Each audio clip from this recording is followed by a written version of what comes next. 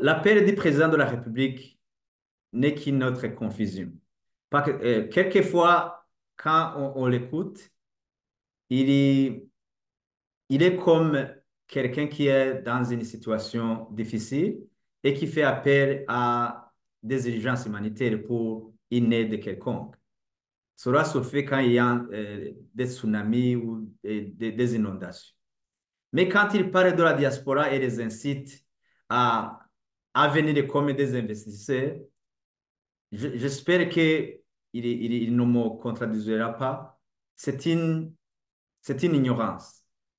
Ce n'est pas au président de la République, ce n'est pas au gouvernement quelconque de forcer ou de faire appel aux investisseurs.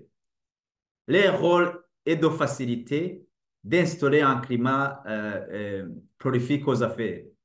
Euh, donc, cet appel, quand je dis que c'est une confusion, le président de la République fait le malin de ne pas dire clairement qu'il y a un problème de devises, un problème économique et causé par ce gouvernement, causé par les, les manquements euh, ou les incapacités à créer un climat des affaires au Burundi. Je donne un exemple des raisons qui poussent les gens de la diaspora ou même des investisseurs étrangers à investir ou comment ils peuvent investir au Burundi.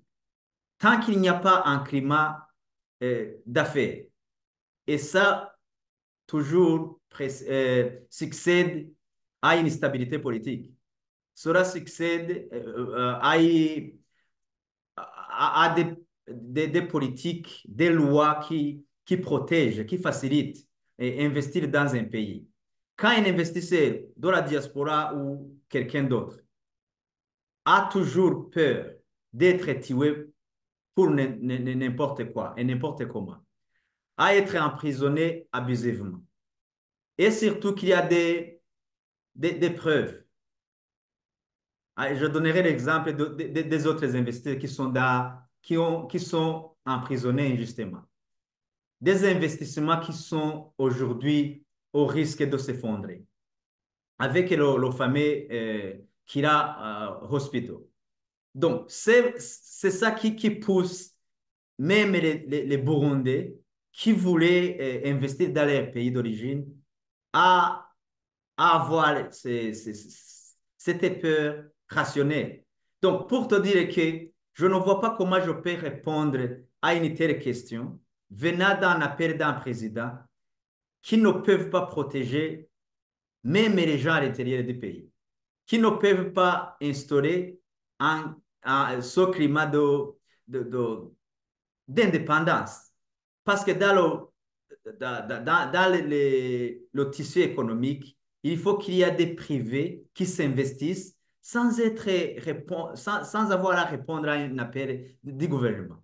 Parce que dans certains pays, si même le gouvernement s'ingère dans les affaires économiques, ça c'est aussi une raison de pousser les gens à ne pas investir. Parce que ça devient, ce n'est pas un pays communiste où tout est dans les mains de l'État. J'espère que ceux qui veulent euh, changer les choses au Burundi prendront en compte de ces manquements actuels pour instaurer des raisons indirectes, des raisons légales et économiques pour qu'ils viennent massivement investir dans le pays.